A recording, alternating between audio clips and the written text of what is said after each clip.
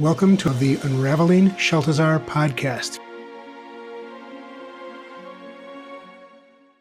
Hello, Jeffrey. Hello, Mark. How are you today?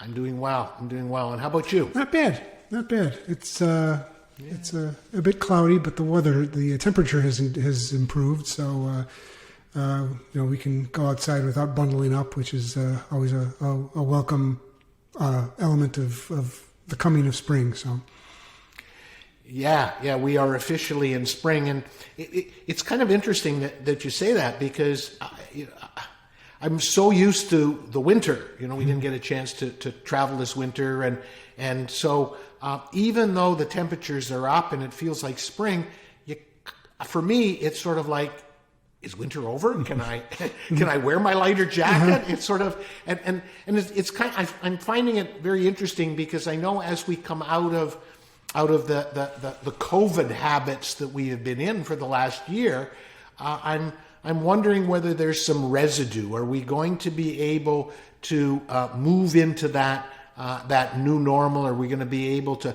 feel the freedom? Are we going to, for those of us that wear masks, how comfortable are you going to be? I know up here in Canada, there's a number of people that are getting vaccinated. I know in the United States, there's even more.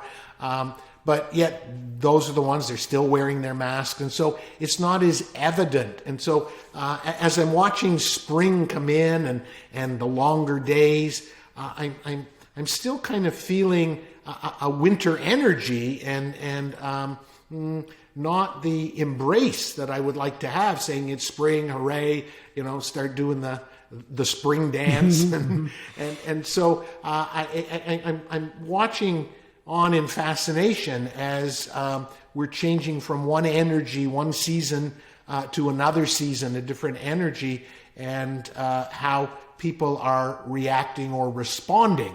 And I know the topic you've chosen today is around that personal choice kind of thing. So be interesting to see how our conversation unfolds when we talk about that conscious choice that you can make. The temperature says it's warm, but I don't know about you. It's sort of like I'm still waiting for that snowstorm to come again. Yeah. Well, yeah. In around here at least, March is known for that. You'll get a day in the 60s or 70s, and then 3 days later it'll snow 3 inches, and that's already happened this March so far. So I'm hoping maybe that was the last hurrah of winter, and we're now going to actually move into an actual spring. But yeah.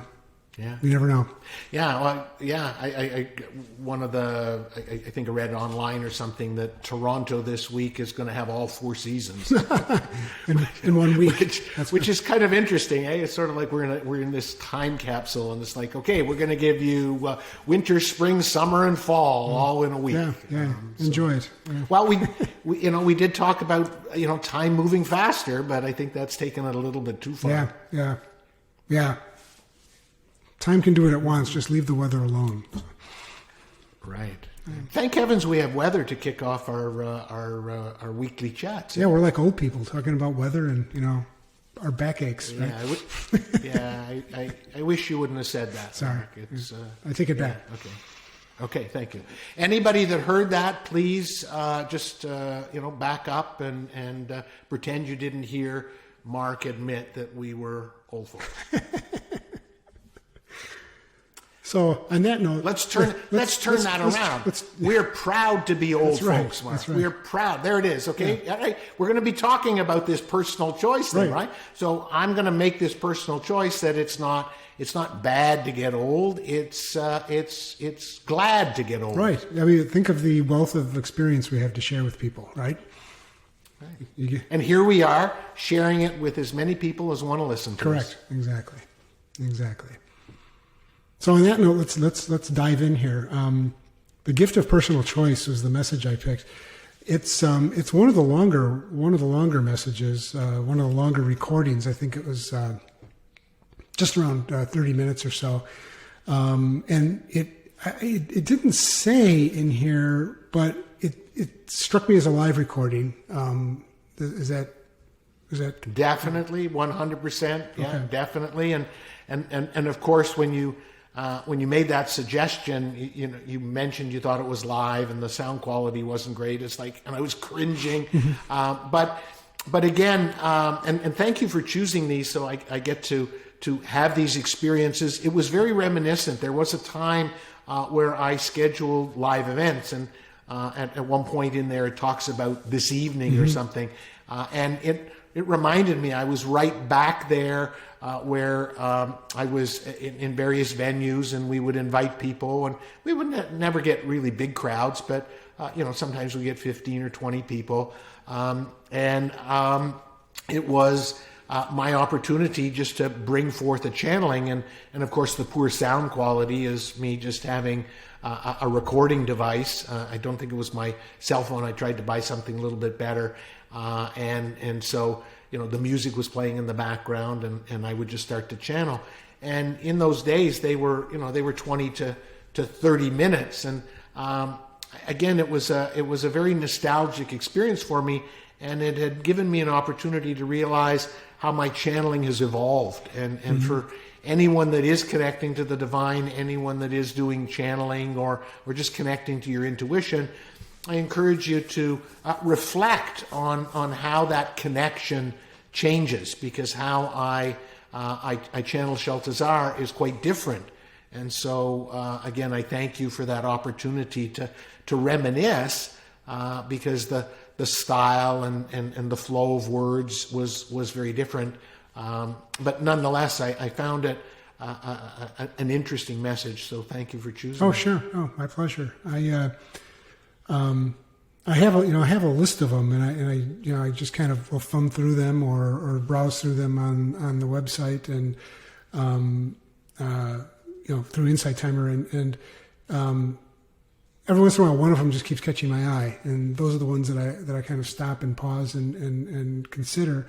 I've avoided this one for a couple of weeks because of its length and just the time to listen to it. I didn't have a half hour to devote, and I was glad I did. It's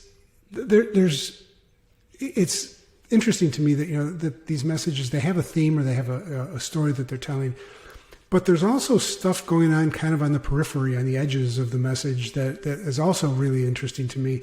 And in this one, I mean, typically the channelings kind of start out with a bit of a preamble, and there was some content in this preamble that I thought was kind of made me stop and go, that's fascinating.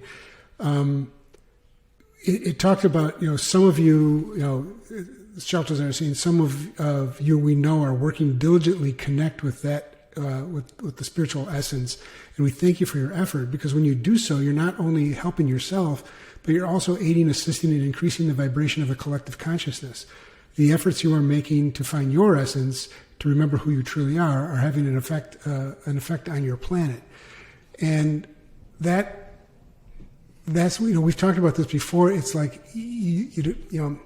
as you become more conscious, as you become more aware, as you meditate more and you become more spiritual, it feels good personally, but it seems also to be adding to the spiritual content of the entire planet, which as more and more people, 2 years ago I'd never heard of Insight Timer, and now there's 1 million subscribers, and so as that focus or that approach starts to grow, it seems like it's growing, having a global effect exponentially. Right. Yeah, exponentially. Right. Okay. Yeah. And thank you for pointing that out.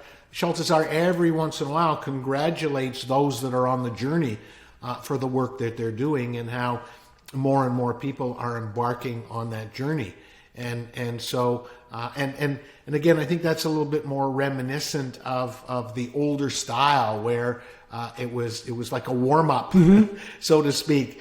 And I really don't know. I can't remember what I was going through, but it's like, okay, I'm just going to sort of talk and see what comes through, and hopefully there'll be some sort of message. And maybe that was part of my training to have confidence and trust and faith that they are going to bring something of value through.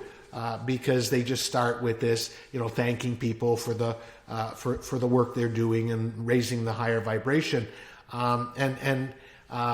Of course, when I was listening to it, I kind of didn't pay attention to that as much because I know that we're going to be discussing it. And it's like, come on, let's get on to the meat of this message. Let's get on to the essence of it. And so thanks for bringing that up, because I do recall listening to it, and I didn't pay as much attention to it as maybe I could have, because Shaltazar on a regular basis thanks those. I think there is a message that says, thank you for your contribution, or thank you for coming forth as a human being in these monumental times, this monumental time of human history. So they do show their appreciation for what we're going through. One point in there that I thought was interesting, they actually, and this was a number of years ago, because I haven't done lives for a long time, and it was certainly pre-COVID, but they did make a declaration that the decision has been made, we're not going to Armageddon. I don't know if you recall hearing that. Yes. And it was like, that's kind of brash. I hope they're right, but it came across very, very strong and very matter of fact that the decision is made, the collective consciousness has decided we are not going to, humanity is not going to move in to extinction. However, having said that, and we've talked about it a few times before, doesn't mean that there's not going to be a thinning out, doesn't mean that we're not going to have a less is more, and that we're not going to have change, but they are assuring us that humanity as human beings on planet Earth will continue to exist. Yeah. When I read that, it said that the collective consciousness has made the choice that human beings on planet Earth will continue in existence. I immediately leapt to Atlantis and Lemuria, and my assumption is that the opposite was the case. It was they decided to hit the reset button and start over, and we're the end result of that reset, I guess. Yeah, and there are some other messages that Shaltazar talks about the energy, the great potential for change, and they use the example of Lemuria and Atlantis that chose not to, and they even, and it's interesting because we're going to be talking about personal free choice. They're saying that no choice is a choice, and that Lemuria, they hinted towards the fact that Atlantis and Lemuria refused to make the choice to change, that they were quite content with the status quo, and one could understand that. They were very, very advanced, and their technology was starting to catch up, and maybe there was that resistance between moving forward or staying where they were, and so that's that free choice thing that then this message started to move into, and the rest of the message was all around the gift of the power of choice. Right. Yeah. I mean, we've talked about.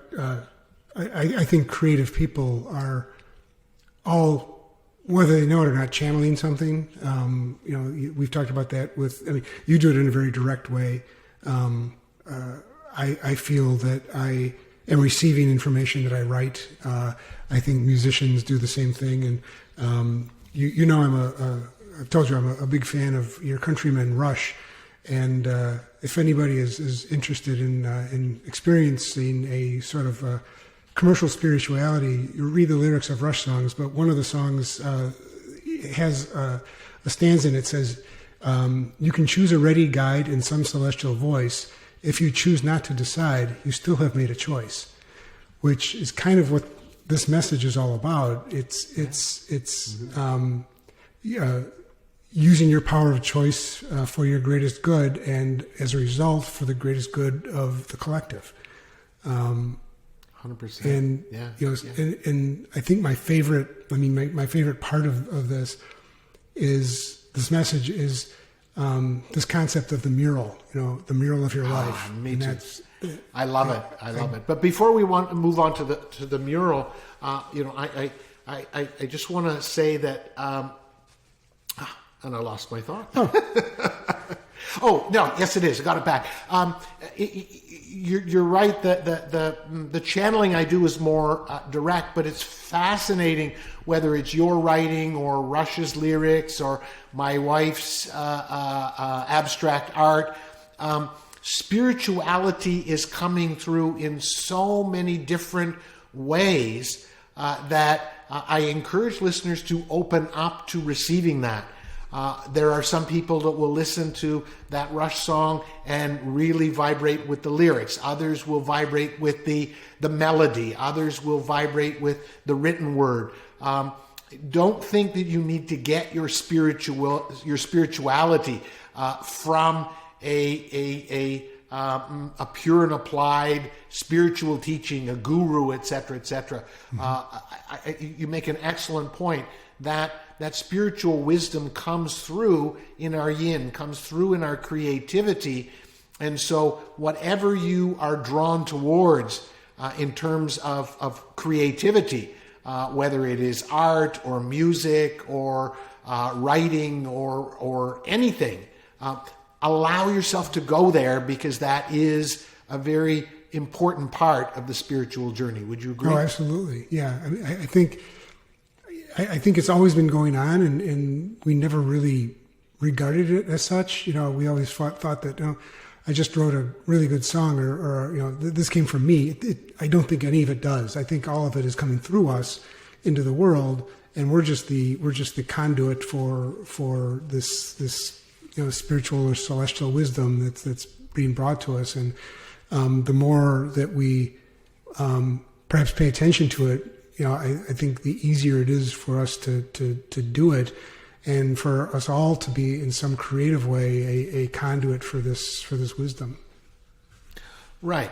And a very important, I believe, a very important step in receiving this divine wisdom is the interpretation. So I encourage people to listen to that song with new ears, to look at that art with new eyes, to be able to interpret this spiritual wisdom that has been coming through for ages and ages in a different way. And I know myself, I could have listened to a song before I began my journey, and it felt a certain way, and now it feels an entirely different way. I'll watch a movie and I'll see the spiritual nuance underneath it, and I wonder, do other people get that? Right. And so it's really kind of neat. So I don't want to take us off on too much of a tangent, but embrace that creativity that's out there and look at it through the eyes of interpreting it as spiritual wisdom coming through. Mm-hmm. Right. Yeah, that's good advice. And then, speaking of that art, it was kind of interesting in this message, that analogy of the mural. I loved listening to it again, and I don't say that from a place of ego. I thought it was really fascinating how they, to emphasize this point, they talked about your life being this mural called your life, and I love that. And one of the parts I loved, I don't know if you noticed it, but when they talk about looking at the mural, and when you look to the left, that's your past. And it's completely full. It's all painted, whether you did it or not, even when you were going through parts of your life with nothing, because that mural is around you and everyone else in your life and family and friends, that is completely filled, because that is your life, whether it's it's a busy painting or it's a quiet, tranquil painting. It is your life. And then they say, look to the right where the canvas is blank, and realize that that's what's coming up in your life. And I thought that was really a very stark image for me, to realize that we are the creators of our reality, and beginning in the next moment, it's blank, and I get to choose how I create it. Right. And that sort of looking, that image of me, being in the art gallery, looking at this really expansive mural, and half of it or 3/4 of it, they really didn't tell us what size. They basically, they sort of left, we're not going to tell you how far your mural goes, but looking at a good portion of it completed and a portion of it that is blank really drove home the fact to me that it's my responsibility to create what goes on in this blank canvas called my life, the mural of my life moving forward. Right. Yeah. And that was kind of that idea of, if you choose not to paint your mural, it's still going to get painted. It's just that you're giving that power away, that power of choice away to others, and letting them paint your story. And that was kind of, a powerful moment for me, that, you have the choice to make that painting look the way you want it to, or you can step back and wash your hands of it and let somebody else do it for you. Mm-hmm. Right. Yes, and that's a good point.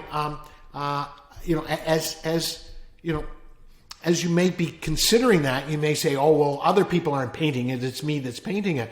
But what came to me was often our conditioned beliefs, our patterns, our automatic way of reaction. I mean, I'm 68, and and for 50 years of my life, I was on autopilot. I was in the matrix, and so. That's what was writing or creating my mural. And every once in a while, if I don't put the effort into being conscious, those pattern beliefs, those unconscious patterns will come forward. So it's not like your boss or your siblings or your partner is the one that's creating it. You are creating it, but you are creating it from this place of not being as conscious with the choices you're making. And I think that's important to realize. It would be so easy to say, "Oh no, I know I'm creating my life," but are you creating it consciously, or are you creating it from old patterns? Sure. Well, let me offer this. Maybe that unconscious autopilot creating, maybe what we're looking at is the creation of ego versus the creation of spirit. And so, that whole history may have been a left brain creation. And now we're asking, they're asking us to step into the right brain and let spirit dictate what goes on the rest of the canvas. Brilliant. Yes, I love it. Absolutely. To create from that flow, to create from not the stress and structure of the left brain. Before we got on this podcast, you and I were talking about how the left brain seems to come in and fill the void, and the obsessive mind is often directing us where we don't want to. And so, bringing it back to that conversation we had about creativity, allowing your mural to come more from the creative genius of the great artists, the great writers, the great creatives. Those people, when Rush came up with those lyrics, we weren't there, we don't know, but it must have been a divine inspiration, because it just feels that way. It certainly feels that way to me. And so allow your mural to come more from spirit painting it rather than the structure of the left brain. Yeah, that's it. That's that. Believe it or not, that we used up our whole time already. But I think that's the essence of this message. It's not choice, perhaps, as we think of it in our day-to-day life. Do I want pizza or a hamburger for dinner? It's that choice to respond to life from within versus responding to life from our conditioned behaviors and beliefs. Right, right. There are other messages, and maybe we'll talk about them in the coming weeks. Do you want to let your heart lead, or do you want to let your head lead? And so I think you've taken a beautiful spin on this message. It's not just about choice, but it's about that bigger sense of who do you want to lead your life, spirit or conditioned beliefs from the mind. Beautiful. Excellent. Can't believe our time is up. Yeah, I can't either. It was a good one, though. I'm glad we talked through this one. Yeah, right. Thank you so much for choosing it, Mark. Oh, certainly, my pleasure. We'll talk to you again next time. Excellent. Love and light to everyone. If you have any questions about the Master Teachings of Shaltazar, we invite you to submit them to Jeffrey at jeffreyeisen.com, and we will make your question the topic of a future episode.